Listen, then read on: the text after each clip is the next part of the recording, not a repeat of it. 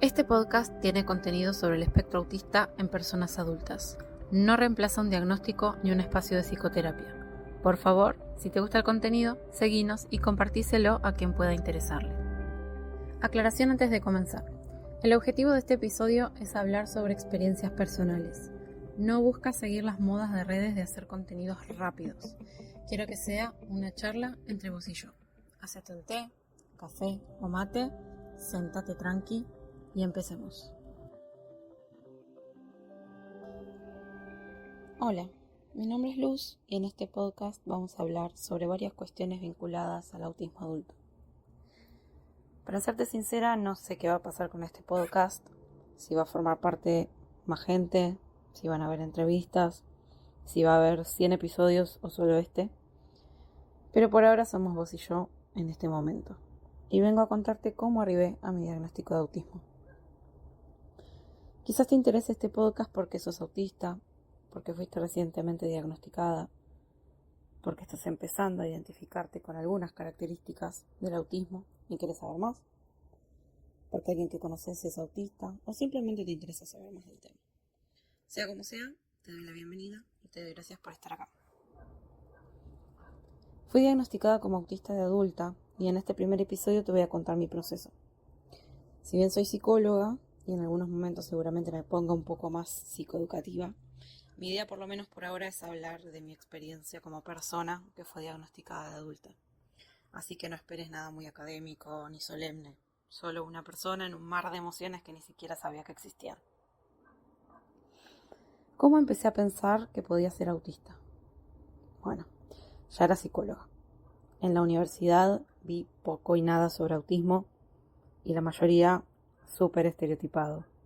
El autista es casi un psicótico, es un niño, varón, que no habla, que golpea, cuya madre es una madre heladera. Bueno, un estereotipo que es muy habitual que muchas personas tengan. El tema es que ese estereotipo te lo repliquen en una universidad. Así que te imaginarás que jamás me sentí ni remotamente identificada con esa idea de autismo. Soy mujer, soy adulta, hablo, estudié en la universidad, me gradué. Y si bien encontré montones de desafíos a lo largo de la vida, jamás los asocié ni de cerca al hecho de ser autista. Pasé 30 años de mi vida siendo autista sin saberlo. Hoy tengo casi 32 y siento que en este último tiempo mi vida cambió muchísimo. No porque ahora soy autista, siempre lo fui, pero saberlo fue revolucionario para mí. La realidad es que a pesar de haberme recibido de psicóloga, empecé a pensar en la posibilidad de ser autista mirando videos en redes sociales. No sé si de casualidad me salió un video o qué, pero el haberme quedado mirando ese video hizo que me aparecieran más y más. Y cada vez notaba algo más extraño, y es que me sentía identificada con casi todo lo que veía. Lo que más me identificaba tenía que ver con las dificultades en la interacción social. Yo ya había hecho tratamientos psicológicos en los que me habían dicho que era evitativa o que tenía ansiedad social y que tenía que exponerme a situaciones sociales. Pero a pesar de que me exponía, esa ansiedad jamás se me iba, jamás bajaba. Al contrario, a veces hasta aumentaba un montón antes de la situación, durante la situación, después de la situación. Siempre sentí que había algo más allá de la ansiedad social. Como psicóloga trabajaba y atendía, y trabajo y atiendo personas con ansiedad social. Y si bien encontraba puntos en común, había algo que no se relacionaba para nada en cómo yo me sentía cuando estaba con otros. En ese momento no podía explicar qué era lo distinto, pero claramente lo era. No era solo mi cabeza, no era solo ansiedad, era mi cabeza frenada, implosionando, mis habilidades cognitivas funcionando a cero, sin saber qué responder, cómo responder, y a la vez el enmascaramiento en su máxima expresión. Además, es algo con lo que lidié toda mi vida, desde chiquita. Cuando empecé a indagar un poco más sobre autismo adulto, empecé a encontrar lo de la hiperreactividad. En general, en todos lados escuchás que las personas autistas no pueden soportar ruidos fuertes, entonces no van a boliches, y entonces no van a recitales. Y mi realidad era bastante diferente a eso. Sí, si me ves en mi casa probablemente me veas escuchando música no muy alta, no me gusta el ruido fuerte, la música fuerte, pero he ido a recitales y los he disfrutado, entonces no me cuadraba. Y ahí ya empecé a pensar que estaba equivocada, que seguro me estaba inventando todo, que estaba exagerando. Pero cuando empecé a ver otras características, seguía sintiéndome más y más identificada. Hagamos un parate acá. Toda la vida me sentí completamente diferente al resto. Eso es algo que me marcó siempre. Un bicho raro, lo recuerdo desde siempre. Sobre todo cuando era niña y cuando era adolescente. Si bien por ser psicóloga tuve acceso a conocer montones de diagnósticos psiquiátricos y síntomas, jamás me sentí representada en ninguno de ellos. No soy ni de casualidad una persona que esté buscando encajar en. Simplemente que con el autismo me pasó y me pasaba cada vez más. Cuando empecé a indagar más, encontré que en el autismo se suelen preferir rutinas rígidas. Y yo para ese entonces estaba realizando un tratamiento con una psicóloga que me decía que yo era muy rígida, muy estructurada, sobrecontrolada, que eso era algo que tenía que tratar. Claramente no era algo que solamente veía yo, era algo que veían otros en mí y que lo veían como algo negativo, algo que yo tenía que modificar. Recuerdo que esa psicóloga una vez me dio una lista de palabras con 2 columnas. La columna A para personas más inestables, desorganizadas, descontroladas. La segunda para personas rígidas, estructuradas, sobrecontroladas. Cuando iba completando la lista de palabras me iba riendo porque en todo marcaba la parte B. Te voy a leer algunos ejemplos. Como te decía, el cuestionario tiene 2 columnas. En cada columna hay un adjetivo que puede describir a las personas y son 2 adjetivos que son opuestos. Por ejemplo, impulsiva o cauta, poco práctica o práctica, vulnerable o reservada. Claramente fui marcando toda la columna B: cauta, práctica, reservada, prudente, callada, obediente, realista, pienso antes de actuar, controlada, ordenada, tímida, poco reactiva, meticulosa, seria, inhibida, prudente, incrédula, organizada, poco demostrativa, indiferente, sobrecontrolada, me dijo la psicóloga. Lo que me llevó a animarme a consultarle a mi psicóloga fueron 2 cosas. Primero, las llamadas estereotipias, aspecto que notaba muy claro en mí. Esto de los movimientos repetitivos que las personas autistas hacemos para autorregularnos. Toda la vida fui de balancearme al estar nerviosa, caminar por todos lados, lastimarme las uñas, morderme la parte interna de los cachetes, usar objetos para moverlos. Y tenía claras ecolalias, es decir, frases o palabras que repetía cuando otros las decían porque me causaban placer, si bien en general las repetía en mi cabeza o las repetía después cuando estaba sola, porque sabía que no quedaba bien. Otra cosa que me llevó a consultar con ella fue que el tratamiento que veníamos teniendo me estaba resultando agotador.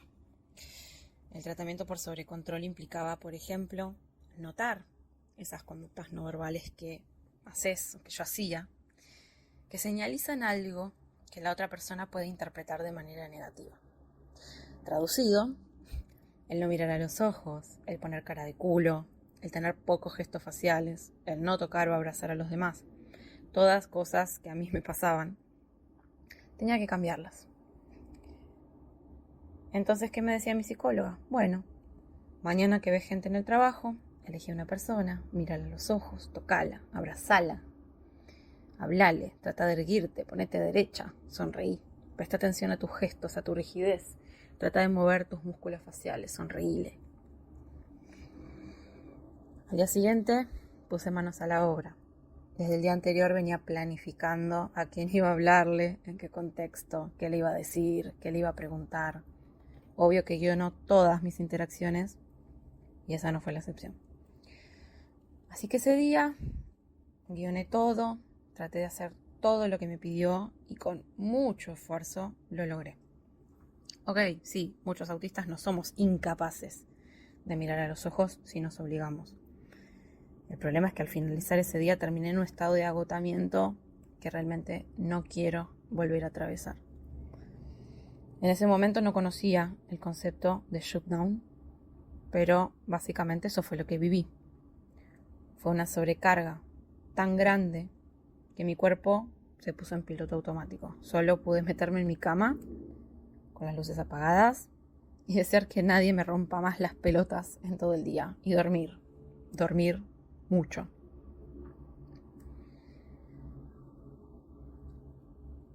Como te contaba antes, ya para ese momento tenía la duda de ser autista y no era algo que vivía con tranquilidad, era algo que simplemente vivía con terror. Tenía miedo de ser autista. Algo que me calmó mucho en ese momento fue una frase que me dijo mi pareja. Si sos autista, ya lo sos. Y si no lo sos, no lo sos. Pero sos la misma persona que ya eras. Es decir, el diagnóstico no me cambiaba nada, ni en mi condición, ni en mi personalidad. Si nací autista, ya era autista. No es que a partir del diagnóstico soy autista, ya lo era. Simplemente el diagnóstico, si lo llegara a tener, me hacía saber algo que ya era. Eso me calmó un poco y me dio fuerza para hablar con mi psicólogo. Recuerdo exactamente el momento. Tengo una memoria pésima en general, pero hay momentos que logro grabar en mi memoria y como tengo buena memoria visual los recuerdo de manera muy vívida. Así que recuerdo toda la situación de manera bastante precisa. Y ese fue uno de los momentos que recuerdo muy bien. Casi llorando le dije a mi psicóloga, tengo miedo de ser autista. Me acuerdo que temblaba y jugaba con una virome por debajo de la pantalla. La primera reacción de ella al contarle mi temor fue desplegar su CV conmigo, su currículum como especialista en trastornos del desarrollo. Que bueno, te aplaudo. Y me empezó a inundar a preguntas con comentarios bastante despectivos que claramente en ese momento no pude responder. Tenés intereses restringidos y no vale que me hables de la psicología. Tenés estereotipias, tenés hipersensibilidades, sos hiperestructurada. Cabe aclarar que para ese momento mi conocimiento sobre autismo era bastante escaso y ni siquiera sabía bien lo que era una estereotipia ni un interés restringido, ni que las hiperactividades no se limitan a no soportar el ruido. Simplemente dije un par de balbuceos y me sentí muy incómoda. Le dije que había ruidos que me molestaban o me dolían, como las bocinas o los martillazos, que me tenía que ir a otro lado y taparme los oídos, o ponerme música para tapar determinados ruidos. Pero no me explicó nada, y bastante tiempo después descubrí que muchas otras cosas que me pasaban tenían que ver con la hiperactividad. El tema es que alguien tenía que tener ganas de explicarme eso.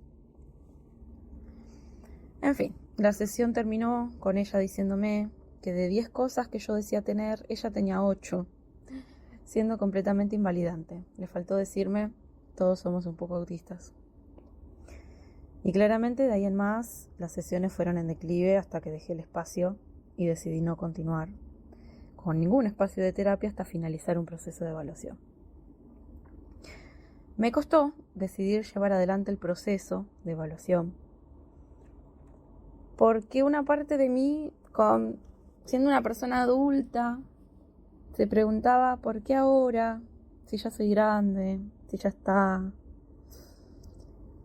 Pero otra parte de mí necesitaba respuestas a una vida sintiéndome diferente, sintiéndome rara, sintiendo que no podía encarar ninguna interacción sintiéndome a gusto, que me costaba mucho mantener relaciones de amistad, sintiéndome diferente y no entendiendo por qué.